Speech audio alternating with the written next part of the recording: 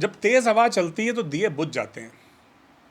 हवा जब तेज़ चलती है तब दिए बुझ जाते हैं, लेकिन आंधी या जंगल की आग भड़क उठती है। यही चीज़ पैसे पे लागू होती है।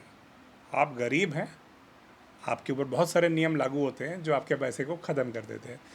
अमीर आदमी जिसके पास बहुत सारे पैसे हैं, उसी चीज़ को अपनाए, वही काम करे, तो उसकी दौलत और बढ़ जाती है। तो आज हम बात करेंगे उन नियमों की, उन चीज़ों की जो सिर्फ मिडिल क्लास या लोअर मिडिल क्लास या गरीब आदमी पर ही लागू होते हैं।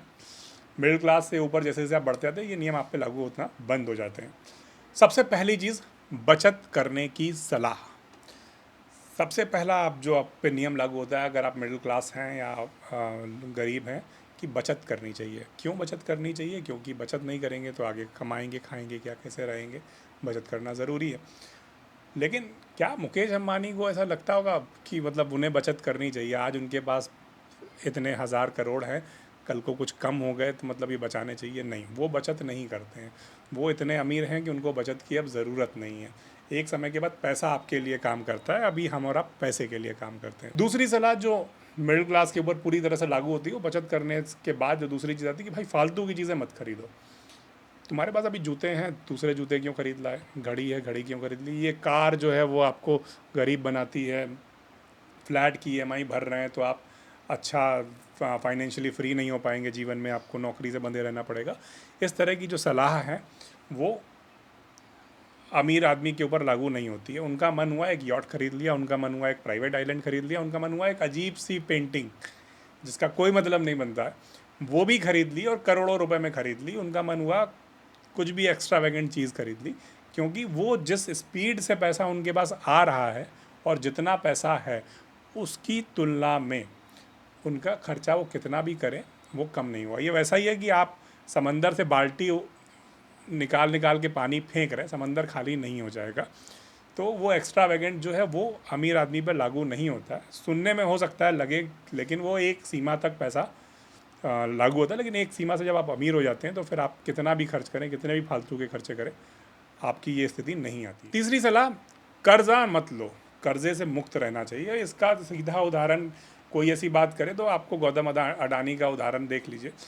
एसबीआई से, तमाम बैंकों से उन्होंने कर्जा लिया। कर्जा लेने के बाद वो दुनिया के तीसरे सबसे अमीर आदमी बन चुके हैं। वो सबसे अमीर आदमी भी बन जाएंगे, मुझे इस बात का पूरा भरोसा है।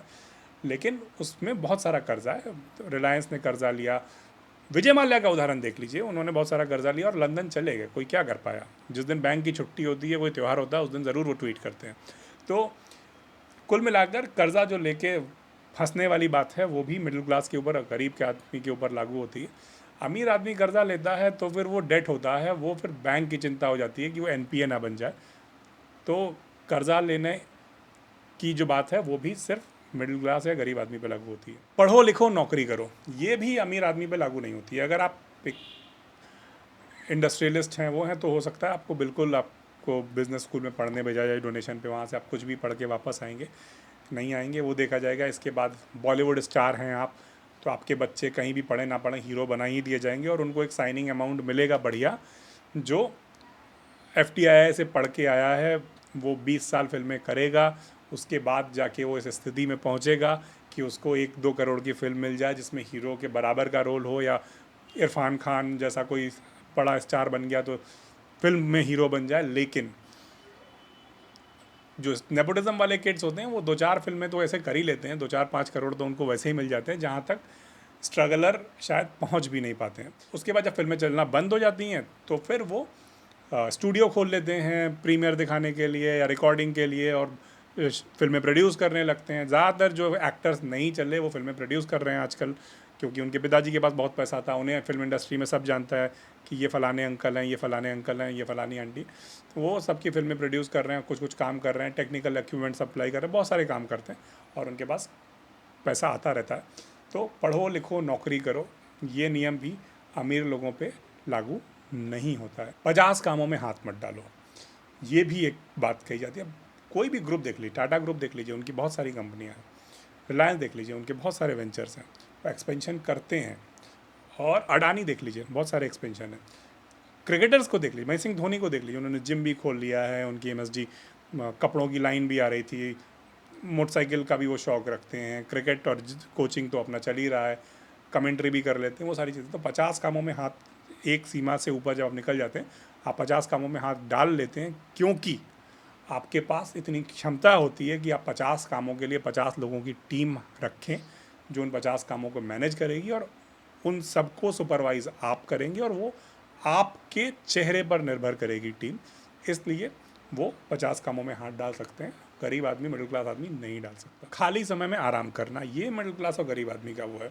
घूमने जाना, अमीर आदमी जब घूमने जाता है, वो बिज़नेस ट्रिप होती है, वहाँ पर जाएगा, कुछ मीटिंग हो जाएगी, कुछ हो जाएगा। आप हमारे प्रधानमंत्री को देख लीजिए, आप हमारे क्रिकेटर्स को देख लीजिए, वो दुनिया में घूमने जा रहे हैं, वो खाली समय में घूमने जाने नहीं जा रहे हैं, और वहाँ पर भी काम कर रहे हैं, वो आराम करने का उनके पास समय नहीं होता। शाहरुख खान एक बड़ी अच्छी बात कहते हैं, अगर आपको सक्सेसफुल होना है तो आपको आराम करना छोड़ना पड़ेगा। आप आराम कर लीजिए, वो बहुत अच्छी बात है। शाहरुख खान कहते हैं उनको ऐसे लोगों से जलन होती है जो आराम करते हैं, कि संडे को कोई काम नहीं करना। लेकिन जो सक्सेसफुल होना है वो तभी सक्सेसफुल हो सकता है जब वो आराम करना बंद करे। शाहरुख खान का मुझे अपना एक उदाहरण याद है, मैं एक न्यूज़ चैनल में नौकरी करता था, और उनकी फ़िल्म हैप्पी न्यू ईयर, जहाँ तक मुझे याद है, आई थी, और उसके प्रमोशन के लिए वो रात में 10 बजे नोएडा पहुँचे। स्टूडियो में उन्होंने शूट किया, करते करते 11:30 बज गए, निकले। और उनका एक नियम है कि जब भी वो दिल्ली आते हैं शाहरुख खान, तो अपनी माँ की जो उनकी कब्र है वहाँ पर जाते हैं। वहाँ जाकर वहाँ से फिर उन्होंने फ़्लाइट पकड़ी, उनका चार्टर्ड प्लेन था दिल्ली से, और वहाँ से वो सीधे दुबई चले गए। रास्ते में 2-3 घंटे सोए, और सुबह वो फिर से वहाँ पर दुबई में प्रमोशन कर रहे थे फिल्म का। अमिताभ बच्चन के बारे में कहा जाता है कि जब शोले और दीवार दोनों फिल्में उनकी एक साथ शूटिंग हुई थी, तो वो रोज़ सुबह शोले की शूटिंग निपटाते थे बेंगलोर के पास, जो रामगढ़ जो बनाया गया था वहाँ पर।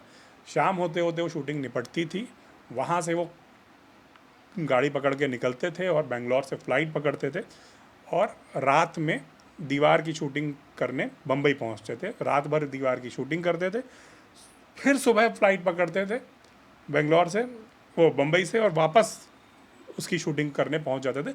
दोनों जगह टाइम पर। आप कहेंगे खाते कब थे, सोते कब थे, तो वो सोते थे फ़्लाइट में और गाड़ी में। और ये स्थिति भी बीच में बताते हैं आई थी कि उनके बच्चों ने उन बार उनको पहचाना नहीं, तब फिर उन्होंने ये सिलसिला बंद किया और एक शिफ्ट में ही काम करना शुरू किया, या हफ्ते में कुछ दिन, एक दिन की शायद छुट्टी रखना शुरू की।